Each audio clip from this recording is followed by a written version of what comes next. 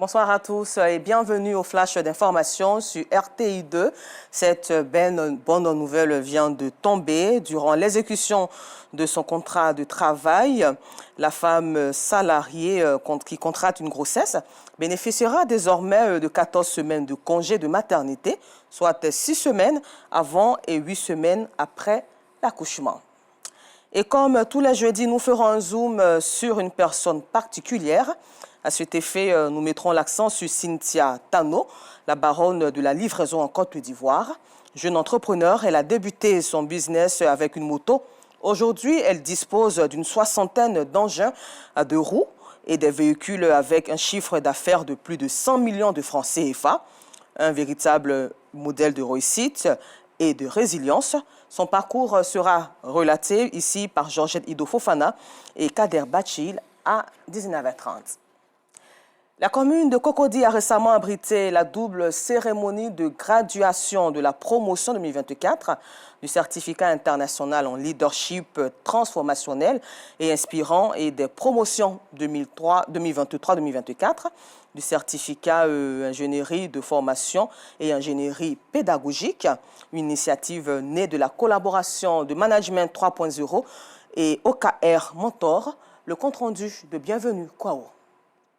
Ils ont bénéficié de plus de 10 mois de formation intense. Manager, leader, chef d'entreprise de la promotion 2024 du certificat international en leadership transformationnel et inspirant, mais aussi des promotions 2023 et 2024 du certificat en ingénierie de formation et ingénierie pédagogique reçoivent leur diplôme. On a appris en fait à mieux s'outiller pour accompagner les participants qu'on forme d'habitude. Je me sens transformée parce qu'on a beaucoup appris. On avait des bases, on avait déjà des contenus sur lesquels on travaillait, mais c'était important en fait de travailler sur des thématiques précises, sur comment formuler en fait nos intentions et mieux comprendre en fait les personnes qu'on accompagne. Et donc cette formation a été très bénéfique et transformationnelle pour nous.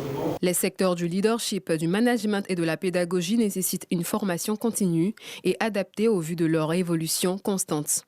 Selon les initiateurs de cette double cérémonie de graduation, ces formations visent à doter les participants de nouvelles connaissances à l'échelle internationale, mais surtout à valoriser l'expertise acquise. Le parcours de leadership transformationnel inspirant, premièrement, va relever le défi de l'exécution stratégique. Ça, c'est le gros problème de l'Afrique.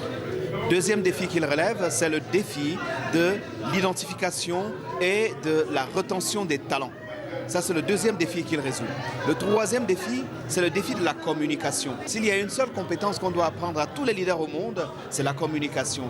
Mieux outillés et aguerris, après avoir acquis de nouvelles connaissances, les participants à ces séances de formation pourront désormais faire preuve de plus de professionnalisme dans l'exercice de leurs fonctions. Et toujours en Côte d'Ivoire, les compositions de l'examen blanc du CEPE, certificat d'études élémentaires du premier cycle, se sont tenues ce jeudi 13 mars.